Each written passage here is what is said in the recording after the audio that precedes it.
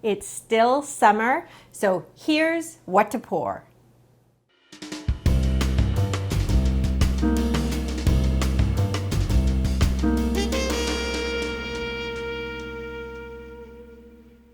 Hi, I'm Carolyn Evans-Hammond and welcome to my tasting room. Carolyn's tasting room is where you can taste exciting wines with me. And tonight, we taste some smart summer party pours. The flight includes the non-vintage Smoky Bay Pinot Grigio from southeastern Australia, the 2024 Tall Horse Chenin Blanc from the Western Cape of South Africa, the 2023 Bread and Butter Pinot Grigio from California, and the 2023 Unorthodox Sauvignon Blanc DO Coastal Region, South Africa. So let's taste.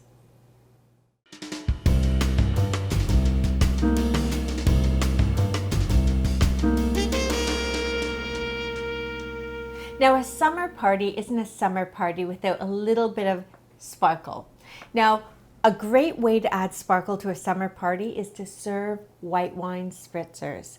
Now, a white wine spritzer is a very specific drink that has crisp white wine and sparkling water. But I like to make sure that that wine is really high acid, bone dry, and relatively light in alcohol.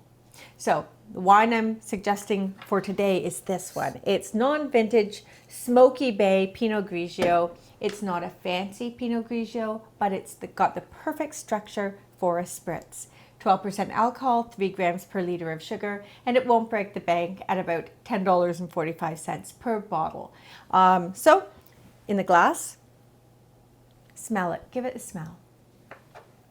Lemon lime, right? Very wispy, but what I like here is there's great purity. This smells pristine. It smells citric. There's nothing off-putting, and I really like that because inexpensive wines can be a little bit flawed or a little bit dirty. This one is not. Nice and clean. And on the palate, do you notice how high acid that is? Mouth-watering, eye-watering acidity, which is exactly what you want for a spritzer. Flavor is there, like nice mid-palate stuffing. It's well balanced. There's no alcoholic heat at the back of the palate. We know it's 12% alcohol by glancing at the label. And you just make yourself a spritzer by, taking a glass of wine, adding your ice. You could add lemon or lime or even a little slice of orange if you'd like, just to fancy it up. And then you top it with sparkling water. I definitely prefer sparkling water to something like, a lemon lime soda because you don't want the sweetness. You want that crisp acidity there, upright. You don't want to, because sugar hides acid. So it will dumb down the refreshment factor if you do that. So don't. It also keeps it really food friendly. Perfect. Doesn't linger on the finish. You don't want it to. You want to have this in guests' hands when you're serving all sorts of salty snacks. This with plain potato chips or a handful of cashews, and you are golden.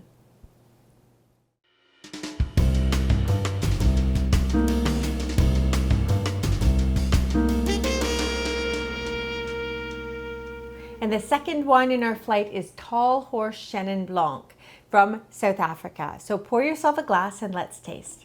First, in the glass, notice first how clear and bright it is. Very pretty, appropriate for Chenin Blanc, which is that sort of pale, sunlit straw hue. Love that. Give it a swirl and a sniff. Isn't that lovely? It smells so luminous. What are you getting on the nose? Now, this is a subtly fragranced wine, but it's very chiseled. It's very articulate in its, expression, and I like that mark of quality. This sells for less than $10 in Canada. It's a new release. It's not yet available in the US. Are you getting sort of pineapple, like white pineapple, sort of not overly ripe yet? Grapefruit. A hint of maybe beeswax, which is something that I often associate with Chenin Blanc, and I'm definitely getting that, as well as lanolin. But they're wispy fragrances like that. Love that. So lots going on. fruit and savory, and there's a hint of limestone or maybe crushed seashell. So just so much going on for a wine that's under $10. Let's have a sip. Floods in, bright, tinglingly fresh, beautifully balanced. There is a certain polish here to the mouthfeel too. Do you notice that sort of a gloss, which I like? Now this does have a sip. Focus just on the tip of the tongue and see if you can see whether there's any residual sugar. So sugar in the wine. When you focus there, you can notice there's a kiss of sweetness. Not much. I think it's to the tune of 6 or 7 grams per liter, just enough to lend polish to the wine and make it beautifully balanced so it's not searingly acidic. It is very high acid, quenching, great for summer parties, but it's also beautifully balanced so you can enjoy it on its own easily. So have another sip and let's see how it expresses itself when it washes over your palate. So mouthfilling. The flavor is it's so tightly wound, which I like too. Very pristine. The flavors echo the aromas. Are you getting the pineapple? Definitely the grapefruit. Ruby grapefruit, hint of white grapefruit, that lovely little bitter tug. And on the finish, is your palate seasoned with sort of a chalky, sort of crushed seashell nuance, maybe sea spray or something like that? I like that because it's still there, and that length, mark of quality. It bridges to the next bite of whatever you're having, and you can pour this very easily with almost everything you can think of. White meats, chicken, finger food, samosas, spicy this or that, yes, or even, barbecued potato chips.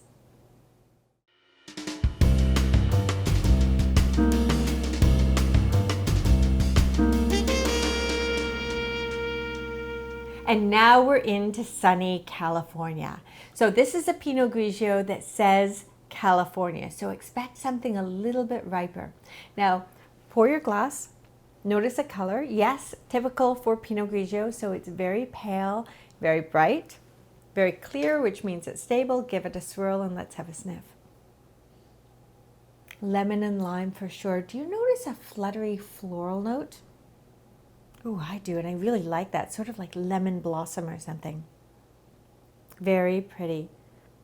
Very clean too and pristine.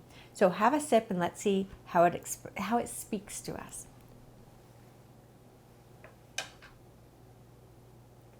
Very different than either of the wines that preceded this, isn't it? It's forward for Pinot Grigio. Now, this is absolutely California, because California's wines, especially at the sub $20 price point, tend to be fruit driven and forward. And that's what this is for sure. It's not Italy, it's more fruit forward. Lemon lime, maybe lemon lime sorbet if it was dry, sort of a gourmet version. That's what this wine is. This is bone dry, 4 grams per liter of sugar, so pretty much no sugar, and it's $20, so it's a little bit more premium. And you notice that because there's a bit more stuffing, a little bit more, mid palate concentration. Notice all of that? Now let's have a sip. Focus on the sides of our palate to see how much your mouth waters to technically assess the acidity.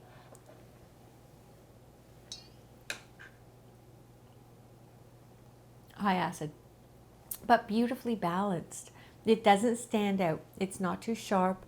It's just quenching, mouth-watering, perfect. Makes you want to chill it down and enjoy it in the sun with friends. And do you notice how much complexity is there? It's an interesting honeyed note too. Do you notice that? I feel like it's like sliced lemons drizzled with honey, but dry. And I like that because it makes it interesting. Many Pinot Grigios are very, very neutral with, hinting at lemon lime, but not a lot else going on. Maybe a little bit of stony minerality, which can be nice. Here, the nuance is floral with a bit of honey. Fantastic. Now, this is also a wine that's not too high in alcohol. I think it's, 12.5% alcohol, so it's low in alcohol, making it important. And that's an important component if you're drinking it maybe in the sun, around the pool, or on the deck, because, you want to be able to drink it casually, have a glass after glass, make it a refreshment, a drinkable wine. It's the kind of wine that's really good with grilled chicken, and it's that honey nuance that really sets it off. With a good crank of black pepper, it's fabulous.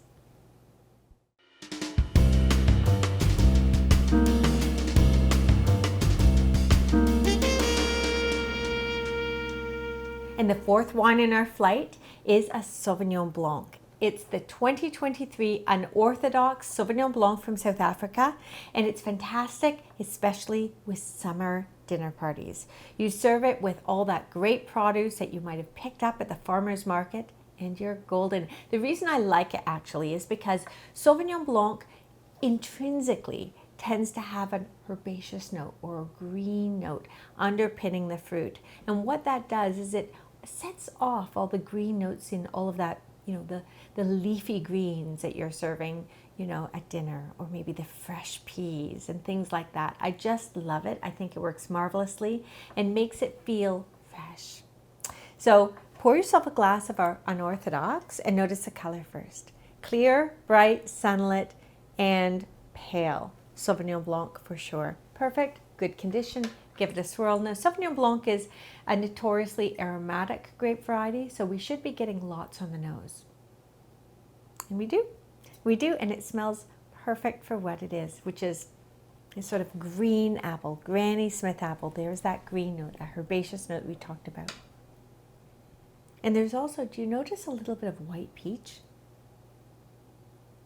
As well as an interesting note of salinity. I like that, a little bit maybe of olive brine even. Beautiful, maybe sea spray.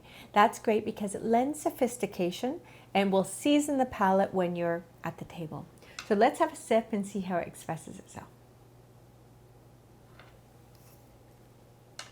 Brisk, bright, very radiant on the palate. Do you notice that?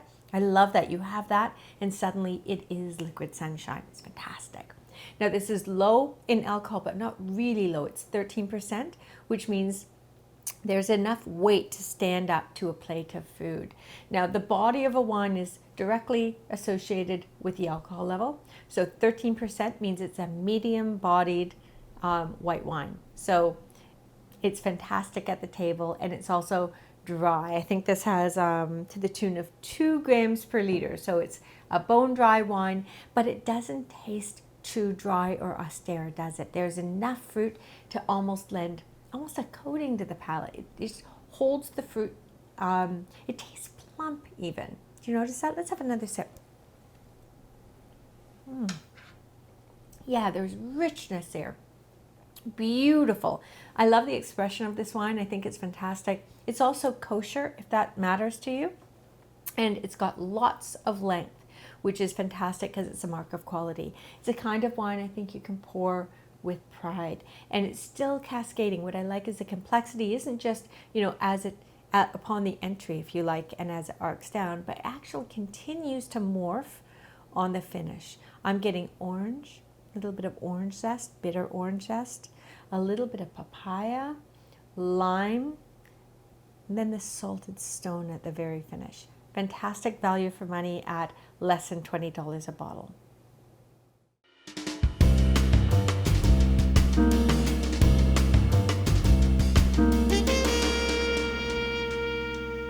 So there you have it, some smart summer party pours. Which one did you like best? Let me know, leave a comment or send me a message. I also love getting messages from you with questions, wine questions, because I answer them on socials regularly. So follow me there. I post content almost every day. And don't forget to like and subscribe here on YouTube because I'm coming right back with another flight of wines, spirits, and other drinks here on Carolyn's Tasting Room so you can drink better and learn how.